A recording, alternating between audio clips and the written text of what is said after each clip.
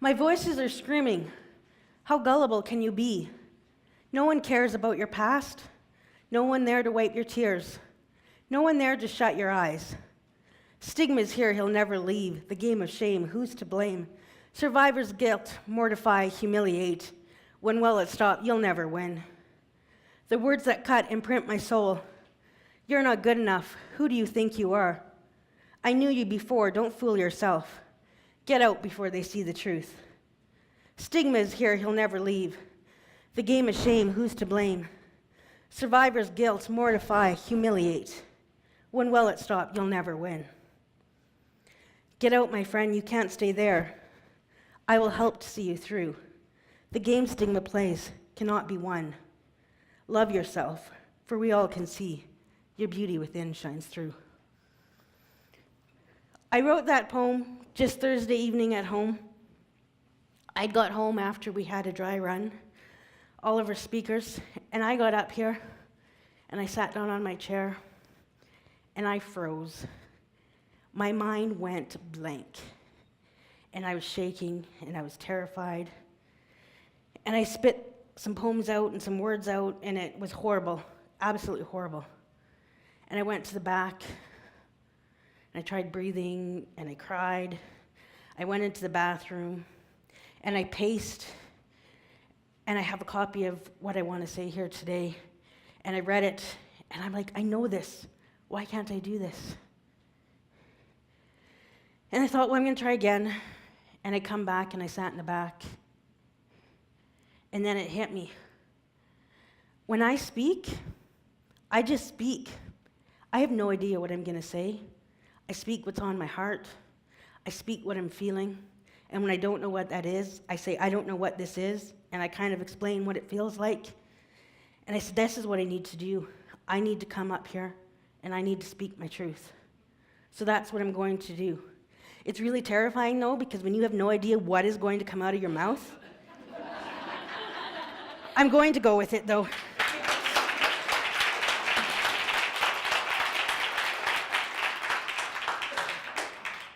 This is the first poem I ever wrote. I wrote it as a teenager, when I had no idea how to express the words that I was feeling. I wrote them. I brought this poem up from my memory. It's been etched into my mind for a very long time. A pretty pink dress. A pretty pink dress with big pink bows, small white tights with cute black shoes, a darling perfect child, so meek and so mild, unaware of her calling, her heartache, her sorrow. Alone in her mind, her imagination runs wild, scared and confused, her innocence restyled. No one to save her, to share with her past, a lifetime of happiness, erased just like that. Powerless to change it, just continue to smile. Years later, she wants to scream it all out, but she can't even understand what she's talking about.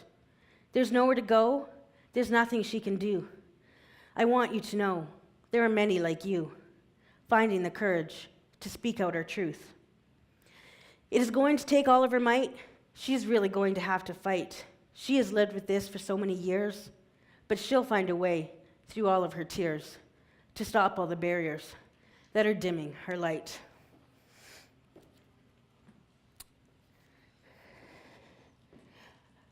I was a child of the 60s and 70s scoop.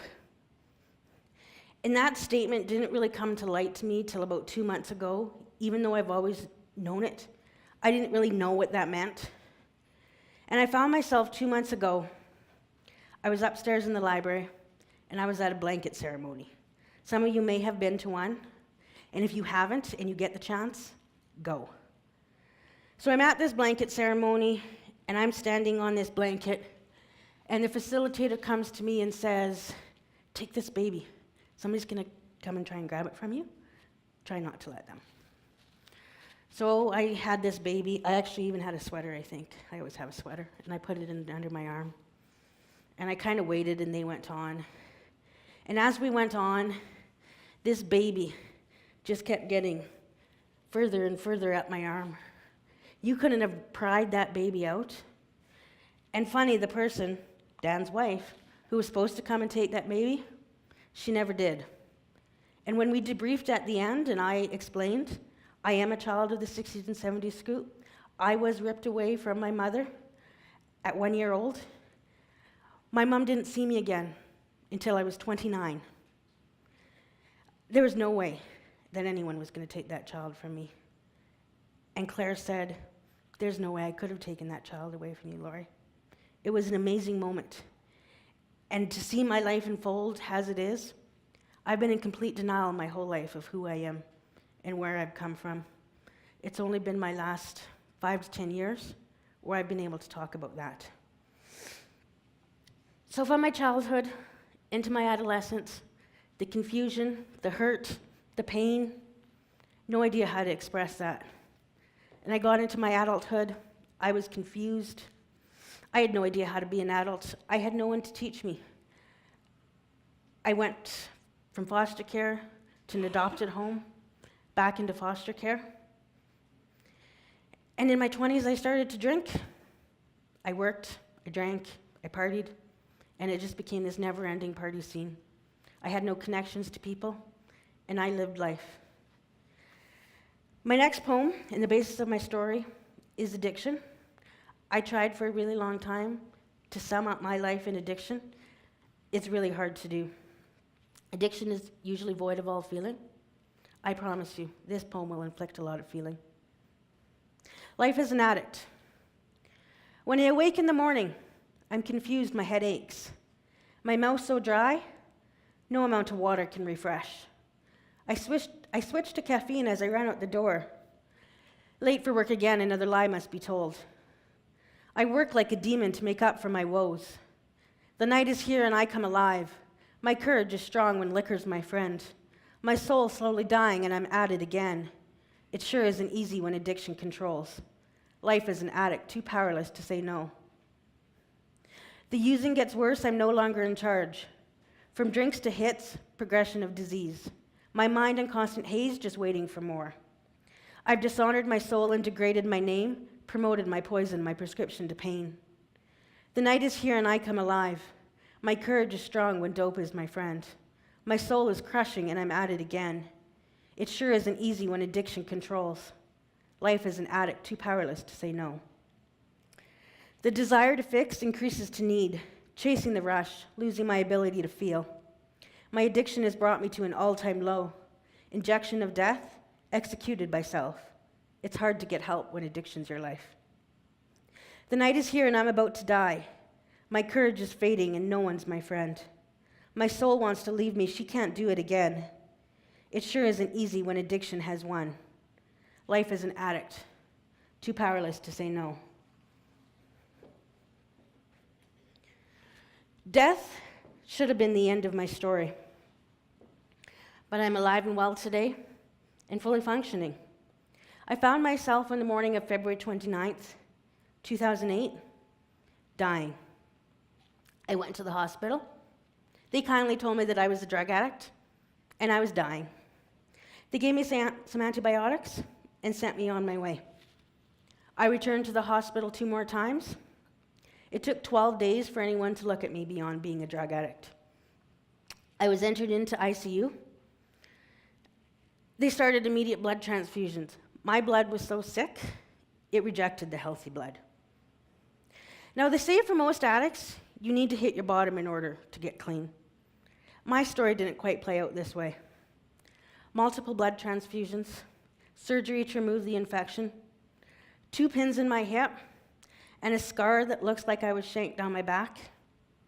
I returned home from the hospital after 7 weeks walking with a walker. I was high within 4 hours. Now, in my defense, I only smoked weed, but the rest came back within a few short weeks. Then came my second miracle. I found out on July 1st, 2008, that I was going to be a mom. There I was, a complete and utter mess. And I found out I was going to be a mom. Now, this next part of my story, I've actually just recently changed again. I gave birth to my son on March 3rd, 2009. And I had 9 months to prepare myself. And I stayed clean. I had no idea what I was going to do. And because of the lifestyle I did and I was using, I was a very high-risk pregnancy. I had a book of ultrasound pictures. By the end, I'm like, I don't even care. He's in there. He's healthy. He's alive. And everyone tells you when your child's born, it's not a pretty sight. You know, their nose is smushed, and sometimes their head's a bit deformed, and, you know. So I had really prepared myself that I might not like what I see, and I had prepared myself that it didn't matter. So there I went into labor. I was induced. My son didn't want to come out for anything. 10 hours of labor. He wouldn't come past the birth canal. They ended up having to do a C-section. They couldn't even actually put me under properly. They had to completely put me out, so I didn't even get to see my son be born. So when I went into the room, when he's sitting there in his little, whatever they just sit in, so, you know, things don't get at them. I can't remember what it's called. I remember going up to looking at him, and I looked at him, and I was like, oh my God, he's perfect. And there was my perfect creation. He's what I call today my reason for being. Why I am the person I am today, why I have the desire and the fight to continually be a better person. He was born that day. Now, my story hasn't been roses since then. Being a mother, learning to love, it's been a hard battle. I found myself at 2 years clean, hating me and hating my life. I found myself at 2 years clean in a cold and angry relationship with Alex's dad. I found signs of being an abused woman, and at other times, I was an abuser myself. And then I began the difficult task of leaving an abusive relationship. And like many women, it took me more than once. And even after I left, he still had a strong hold on my emotions. My next poem I'm going to share with you is called Why Did She Stay? It's not my story word for word. Parts are, and other parts are very general. Why did she stay? She could not have known. He would never change, no matter what lie he told. When the damage was done and the feelings had changed, her heart so pure, her love so strong. It was never enough. There couldn't possibly be more. Why did she stay? She should have known. When the trees had turned and the song played the end, the finale had come. True love did not win. The rage would come out. It would permeate her soul. It would change who she was. It would rewire her core. Why would she stay? She would no longer know. She might find the courage to speak out to a friend. The hopelessness of life, destined to the end. She knows she may not make it out unscathed. Courage and hope aren't always your friend. Why would she stay? If only she knew. Now, my abuse did not end after I left that relationship. Mike and I fought all the time. It was usually over money, and it was usually in front of our son. Just recently, me and Alex endured another tragedy. For just over a month ago, we lost Alex's dad to lung cancer. It was short and quick. We never had time to say goodbye. So I did one of the many things that I do well, and I wrote him a poem. I'm going to share with you Mike's poem. We just call it Mike. I don't attach my memories to things. No treasure or trinket could ever hold you. Your light burnt brighter than everything combined. In the years that have passed, I've tried to eradicate you from my mind. That's where my memories lie. The feelings attached rest in my heart. I may be the most blessed person in this world today, for I'll forever hold the biggest piece of you in my heart. Cut from our insides, molded from us to who he'll become. God bless your soul. Rest in peace. My love, my friend, Mike.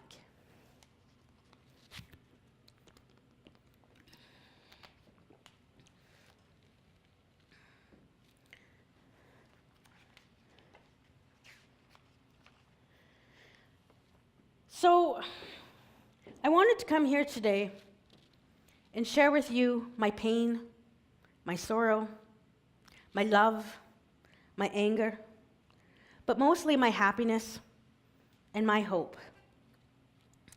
My son, he's the most amazing child you'll ever know. He loves deeply. He is so smart, and I'm just not a mother saying that. His teachers are up here, so you go and ask her.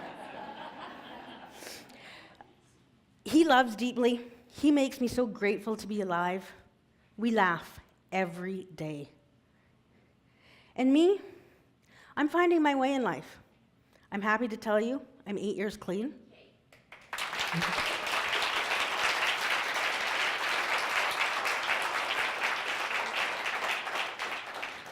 I have a great job as a family support worker. My life makes sense to me today. It may have been difficult, but I wouldn't change a thing. I'd like to wrap things up with a few words on hope and what it means to me. Hope is an expectation that life will get better. We all hope a million times a day. We'll hope we'll get better, be better, learn, love, grow. So where does this word hopeless come from? Because from where I see things, the world's full of a lot of hope. And the only ones among us without any hope are those that are no longer with us. So when you do feel less hope, therefore seemingly hopeless, remember all the stories you've heard here today, because that's why we've shared them. I'd like to end today with one last poem. Hope's poem. I do not share to promote myself. My humility forbids inflation of self. When what I've become overpowers my past, my center of peace can't possibly last. I was born like you, a perfect creation. We were made in true love, the core of our foundation. Like many of us, I lost my way, ignoring the signs of the hefty price I would pay. I lost who I was, I no longer cared, capable of devouring souls unprepared. Virtues and values disappeared overnight, destined for death until hope came in sight. Scared and alone, not sure what to do, I reached out for help, not having a clue. I was told I could do whatever I chose, but death would be the answer if that choice was to use. I made the choice that no matter what, the door to my past I'd keep firmly shut. Hope for my future was ignited that day, burning brightly inside me until I found my way. My passion's fire spreading my desire, learning and growing, my concepts rewired. Until the time has come and my path has come clear, my hope is a message I no longer fear. For when hope is shared, it becomes our passion. Our truth is spoken with compassion. When life seems hard and doesn't make sense, the feelings of hopelessness are all too intense. Find someone and speak from your heart, for that is where hope finds its start.